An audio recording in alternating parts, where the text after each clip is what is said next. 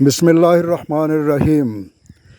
مدینہ منورہ کے محلہ بنو سلمہ میں واقع ایک مسجد جہاں 2 ہجری میں نماز کے دوران تحویل قبلہ کا حکم آیا اور حضرت محمد صلی اللہ علیہ وآلہ وسلم اور صحابہ کرام نے نماز کے دوران اپنا رخ بیت المقدس سے کعبے کی طرف پھیرا، کیونکہ ایک نماز 2 مختلف قبلوں کی جانب رخ کر کے پڑھی گئی، اسی لیے اس مسجد کو مسجد قبلتین یعنی 2 قبلوں والی مسجد کہا جاتا ہے۔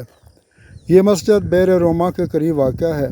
مسجد کا داخلی حصہ قبہ دار ہے، جبکہ خارجی حصے کی محراب شمال کی طرف ہے۔ عثمانی سلطان سلیمان اعظم نے 1543 عیسوی میں اس کی تعمیر نو کرائی۔ اس کی موجودہ تعمیر و توسیع سعودی شاہ فہد بن عبدالعزیز کے دور میں مکمل ہوئی۔ اس نئی عمارت کی 2 منزلیں ہیں، جبکہ میناروں اور گنبدوں کی تعداد بھی 2 ہے۔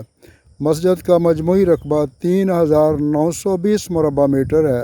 حالیہ تعمیر نو پر 3 کروڑ 97 لاکھ ریال خرچ ہوئے۔ اس مسجد کا نام قبلتین ہے، جس کے لفظی معنی 2 قبلوں والا مسجد۔ اس مسجد میں رسول اللہ صلی اللہ علیہ وآلہ وسلم نماز پڑھا رہے تھے۔ اس وقت مسلمانوں کا قبلہ مسجد اقصی ہوا کرتا تھا۔ رسول اللہ صلی اللہ علیہ وآلہ وسلم نماز پڑھا ہی رہے تھے کہ قرآن مجید کی یہ آیت نازل ہوئی: اے پیارے نبی، تمہارے منہ کا بار بار آسمان کی طرف اٹھنا ہم دیکھ رہے ہیں۔ لو، ہم اس قبلے کی طرف تمہیں پھیرے دیتے ہیں جسے تم پسند کرتے ہو۔ مسجد حرام کی طرف رخ پھیر دو۔ اب جہاں کہیں تم ہو اسی کی طرف منہ کر کے نماز پڑھا کرو۔ یہ لوگ جنہیں کتاب دی گئی تھی خوب جانتے ہیں کہ تحویل قبلہ کا یہ حکم ان کے رب ہی کی طرف سے ہے اور برحق ہے، مگر اس کے باوجود یہ جو کچھ کر رہے ہیں اللہ اس سے غافل نہیں۔ اس آیت کے نازل ہونے کے بعد رسول اللہ صلی اللہ علیہ وسلم نے حالت نماز میں ہی چہرہ مبارک مسجد اقصی سے مسجد حرام کی طرف پھیر لیا۔